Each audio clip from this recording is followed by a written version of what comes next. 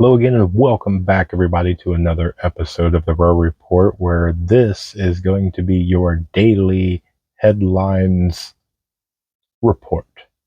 I am your Row 2IC. I did that all out of order, just checking to see if you were paying attention. Today was a really busy news day. Um, there's a lot. I'm going to try and do my best to cover as many things as possible. Keep in mind that I can only cover so much in, a relatively short amount of time. I try not to take up a ton of your time. And so I'm going to jump straight into this one. And who knows, maybe there might be a part two later on tonight. We'll wait and see what happens. But for now, again, in absolutely no particular order, let's see if I covered what you wanted me to talk about, because I've gotten some emails from you guys going, "Did you see this?" So here we go. So Zelensky has come out, and this was big breaking news, that there is the announcement that he was holding peace talks with Switzerland. So with the mention of maybe possible peace talks, uh, is the war over there going to end? Well, it was also announced that Zelensky is set to visit the White House tomorrow. So, is that a discussion on how to do the peace talks in the US way? Is that a, hey, don't do the peace talks? We don't know. Now, what I find very interesting, now, this is going to be an alleged, this I can't prove, but Telegram was a buzz for a little while. And apparently, there was a few channels floating around that there was actually a possible coup going on. They gave a name, don't know how to pronounce it, I want to try, and that he was basically going to be installed as the new leader, and he had the full backing of the US, and he's going to be some US puppet and all this other stuff, and that's how the peace was going to be. So we'll see. uh, 48 hours, I'm sure all this will unfold, whether it's completely true or if this was all just somebody wanting attention. So we'll see. Okay, data points. That's all this is. Next is going to be, there was a US F-16 fighter jet that crashed off the coast of South Korea into the sea during a training exercise. So apparently it crashed shortly after takeoff. From what I could tell, the pilot did safely eject and was recovered and is okay from what I was reading.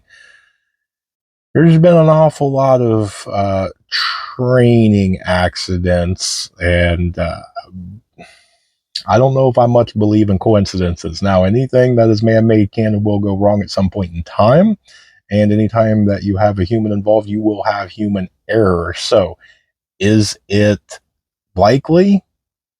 Probably. Is it exactly what happened? Don't know.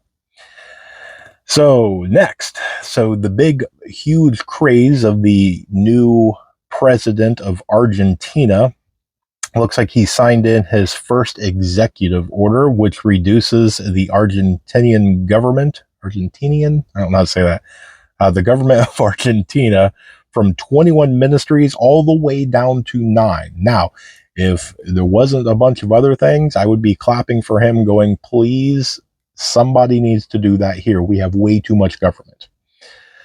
But besides the weird things that he requested for his presidential ceremony about having his dogs scribed or engraved into the presidential little staff thing or whatever that is,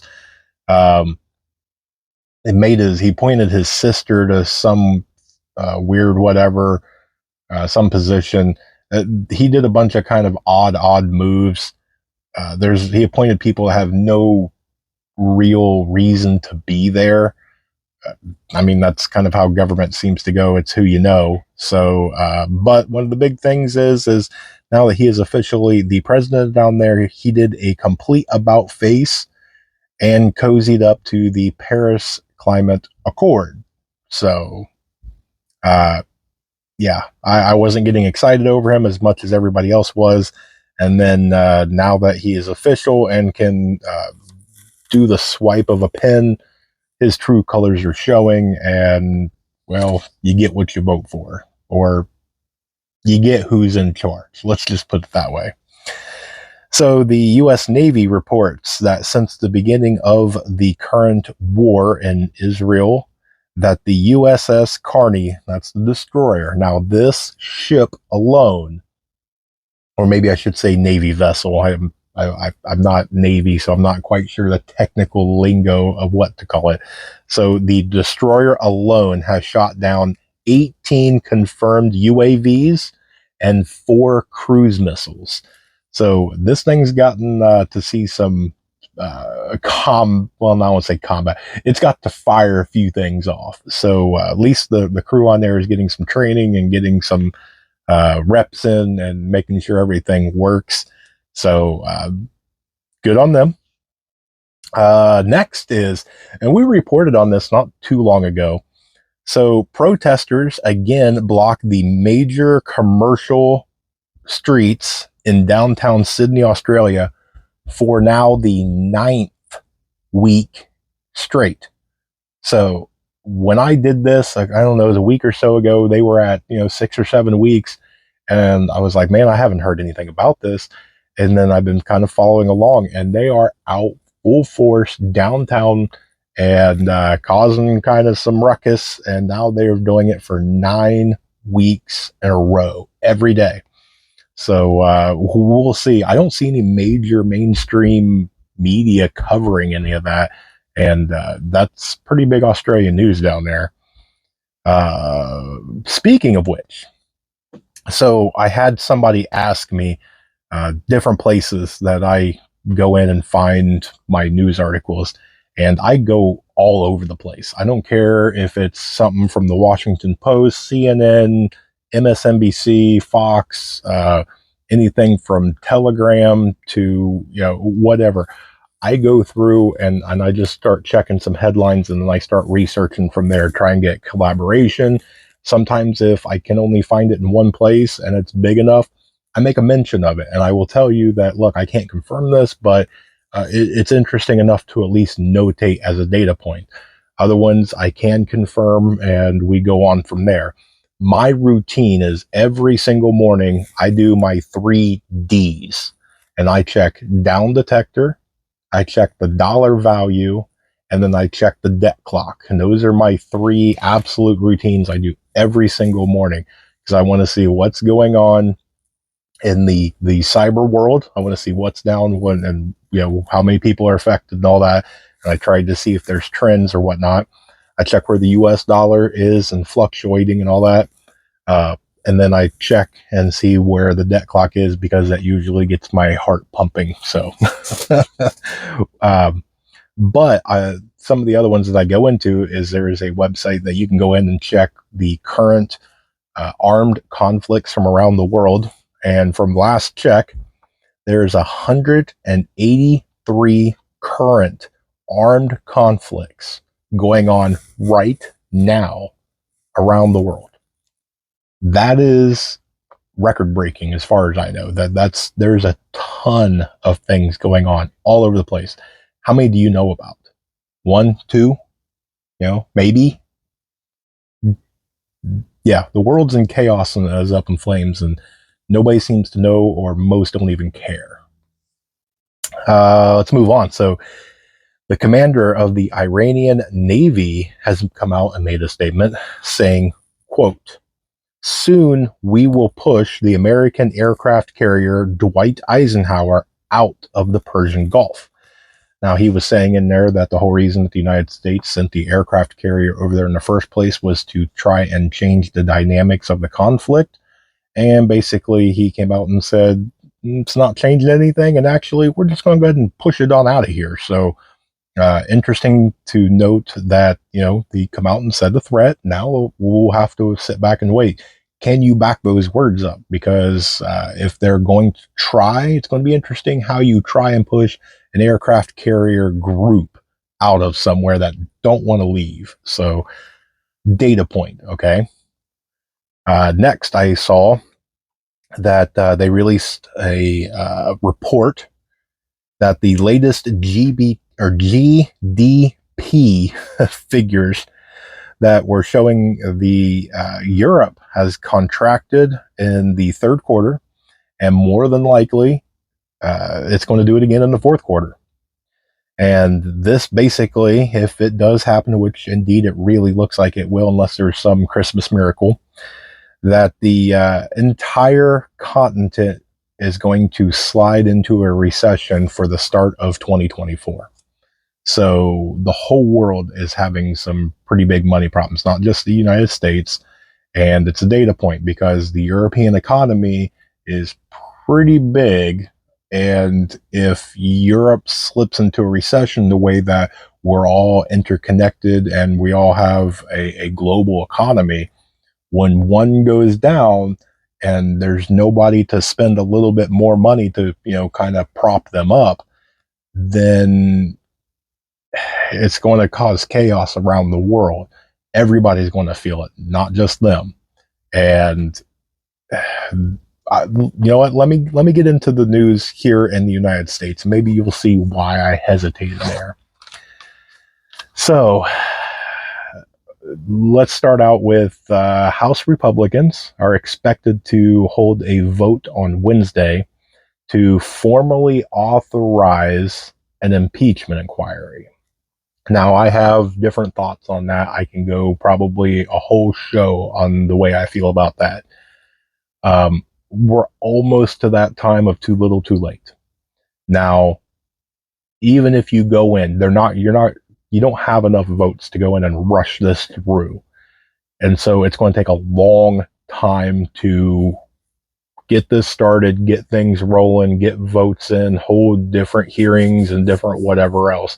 So it's almost to that point in time of too little, too late, because at this point in time, by the time they get things rolling, by the time they get things going, he still has full power to do whatever he wants to do. And so you're not stopping anything, and you've got an election in less than a year. So I don't even know if it's really worth the time. Really, you're just wasting a bunch of taxpayer money and different other things. I don't see, maybe doing it just so that way you're not voting on other things that might hold things up in Congress. Maybe that's the play. I don't know. But I don't see anything coming about it, as much as some of you probably want something to come about it, and very, very quickly. I realistically, I don't see anything. We'll move on from that one. So the Washington Post put out an article, and they put on there, and this is the headline: "To fight anti-Semitism on campuses, we must restrict speech." Now, that's extremely dangerous, and I have warned about this time and time again. It doesn't matter which side, if you are for or you are against. When you ban or restrict something, even if you're in favor, yes, ban it, it's bad. If you go down that slope and down that path and everything that you can ban something, then that sets the precedence that something can be banned, meaning that eventually, statistically, something's going to get banned that you care about. And so I've always hated the word ban. It's got to be something of like, you can't just run down the street and pop somebody in the face for absolutely no reason. That's banned. And there's no justification. You can't just walk down and don't like somebody's hat or t-shirt color or hair color or whatever and just decide that's a great reason to run up and sucker punch somebody. And so that's banned. I think most people would agree that's banned. But when you start doing things of like banning books or banning speech or banning anything like that, it's not a good idea. Even if I don't like the speech, even if I don't like the book, I don't support it in any way, shouldn't be banned. Okay. Uh, and again, another one I could probably do a whole show on. And here goes another one. So there is a satanic altar that has been erected in the Iowa state capitol. And they chose to put it right next to the Christmas tree display. That, for me, is one of the ones. It's wrong. It's absolutely wrong. Shouldn't be there. Has no place nor business to be there whatsoever. And here comes into the thing. If we choose to ban it, no, you cannot do that because of XYZ. Then at some point in time, you can go, well, you can't have the Ten Commandments above the doorway. You can't have the American flag out there. You can't, once you ban one, you can ban a ton. As badly as I want to go in there and rip it all down and say, no, absolutely not. This has no purpose, no business. And you could probably get creative on there and figure out a way to get rid of it. And really, the people of Iowa need to go down there and figure out a way to get rid of it. There's different means and different methods, and I'm not calling to go in there and do anything destructive or do anything that's going to get you in trouble. But there's legal ways to get rid of all that. And if I was in Iowa, I would probably try and figure out a legal way to go, no, it needs to go. Let's move on from that one before I go off on a wild tangent. I probably shouldn't and get my hand smacked by the Y tube. So for all of you that have sent me this, the big Netflix crazed movie, Leave the World Behind, the one that is heavily influenced and the Obamas are fully a part of, not only of Netflix, but of this movie in general. This whole thing has taken social media by storm. Everybody and their brother wants to put out a video and all over social media that this is predictive programming. I don't know if it is or isn't. I'm not watching it. Okay. So if you are hoping that I'm going to give a review on the movie or give you my thoughts on it, I'm not doing it. I'm not watching it. So sorry. I have my own reasons and everything. Just not going to do it. I've seen clips of it, and from what I've seen, I'm sticking to my guns that, yeah, I'm probably better off not watching it. So sorry, we're going to leave that one there. I'm not saying don't watch it. If you're a grown person, go watch it if you want to watch it, but I'm not, and this channel is not. So next. So there's a report that has come out stating that the U.S. has about $1 billion with a B dollars left to replenish its own arms reserve. Now, we will be very soon, within the next couple of months, be doing a budget, a renewing of the budget.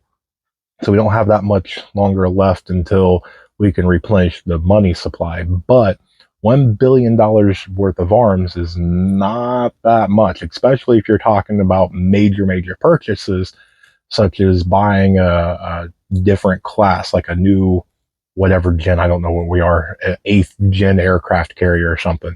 That eats up a huge amount of budget with one purchase. Okay. So, data point. Now, there was an article that was come out and published saying that there's a number of Americans that are going to be unable to afford food as unemployment is low, saying that about 76% of Americans, by their study, will run out of their savings within the first 6 months of 2024. And I also saw in a different report that if you take, and I think Pinball talked about this too, if you take every American and add up every penny they have in their savings account, and you put it all into one account, the net worth of Jeff Bezos is still more. So his net worth is is more than every single American's savings account. And that's all 300, whatever we're at, 360 million people or something here. So let that sink in. Okay, let's get into the final thing because I'm starting to run over on time. This is probably the big one. So the U.S. has issued a cyber security advisory. They're saying that intelligence agencies have, and basically Intel, that the water, wastewater, and other critical infrastructure has already been infiltrated by Chinese hackers. They go on by saying that at any point in time, a major attack could take place. And rumors are already starting to come out saying that it looks like maybe a major attack around Christmas and New Year's. Now, keep in mind, that's rumors. That's allegedly. Will something happen around Christmas or New Year's? I don't know. Is it likely? Again, I don't know. It's probably a good idea to, again, as I have said multiple times on this channel, whenever you see something come out like that, that gives you a date, use that to your advantage and prep like it's going to happen, like it's set in stone 100%. So by Christmas, a major cyber attack will happen. Am I ready for it? What do you need to be ready for it? Well, if they hit the power, then do I have a way to keep warm? Do I have a way to charge my cell phone? Do I have a way to power my lights? Do I have cover your bases? Use it to your advantage. Sit down and war game it out. Don't panic about it. Use it to your advantage. Okay. If nothing happens and this is all just a scare tactic, then take what they're trying to use against you and use it to you to where it'll help. It will benefit you. And I've said it multiple times, and hopefully it'll sink in for some of you. Now, if you remember, we did a report, it wasn't that long ago, that Iran hackers did hit the water facility in Pennsylvania. Now, they're saying that they have confirmed in this report that so far China's hackers have hit water or wastewater facilities in Guam and Hawaii already. And they're saying that as they've gone through the system and looked, that the hack is already in and that they're already inside all these critical infrastructure places.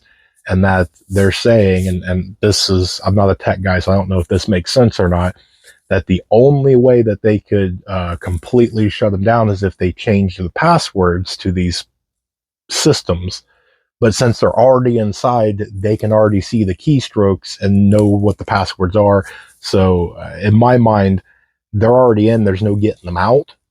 And so if that's true, then it's not a matter of if it's going to happen. It's a matter of when it's going to happen. Now, there's been a bunch of the thing with the Chinese pneumonia-like white lung whatever thing. And a lot of people have went on and said, oh, there's not going to be an election next year, or there's going to be another pandemic next year and all that. Okay. Thinking outside of the box, if you want to go down that there was a master plan, okay, that they took a virus and shut everything down, the whole world, they shut the whole world down. What about instead of a physical inside of you virus, it was another pandemic, but a technological computer virus? So something to think outside the box, something to get you thinking. Is it going to happen? I don't have a crystal ball. I can't tell you. I don't know. I have no insider information. I'm just a weird looking guy with a big beard and talks funny on the internet that you get to watch me hopefully every day. And I'm just thinking out loud. So if you agree with me, let me know. If you disagree with me, let me know. That's what the comment section's for. You're a grown adult, throw it down there. And, even if you don't want to be known. My email is at the very beginning. I think just about every single one of you, I've gotten back to your email. And then a quick side note, and again, if you've made it this far, congratulations, you rock. But if you happen to see anybody that pops in, because this channel's growing and growing and growing, if you see anybody start to troll down into a comment section, you're a grown adult. You do what you want to do. For me, I would ask you not to engage them. And unless they say something like over the top, I engage them to a certain extent because the number of comments on a video just helps my algorithm. So I let trolls do what trolls going to do, because instead of hurting me, all it does is help me. So, you guys, you support me and all that. So don't go down and chase trolls and give them the benefit of anything, because I don't want them coming over and trying to troll you or doing anything like that. I'm a big boy. I can handle a few bad words and different other things, kind of like the short that I put out on the Pocket Size 22, where I don't know. I take it back. I don't want to say that they were trolling, but I think it was meant as a joke that they was like, "Oh, you're wearing hearing protection for a 22," and I'm like, well, I figured I was either going to get that comment or "Where's your safety glasses?" or I was going to get some sort of comments or whatever. So I don't care. It doesn't bother me. I don't lose sleep over it. I we'll leave it at that. Okay. So, thank you guys so much for tuning in. You guys mean everything to me. We'll be back again tomorrow with the daily headlines report. I do have a video coming out at noon Eastern time that I think you guys might be really interested in. I've got a lot of emails over it, and hopefully it's going to be a good one for you. And then make sure that you tune in for the live stream for Workshop Wednesday, 9 p.m. Eastern Standard Time, where we will do a live Q&A. And we're going to play some games and do some giveaways. So make sure you tune in, because that's the only way to enter, is if you are live and you play the game. So, all right, guys, with that, I'm going to jump off. God bless each and every one of you. And I hope that you have an amazing rest of your Monday. And with that, I'm going to remind you to, above everything else, remember to remain united, because we're all prepping in this together.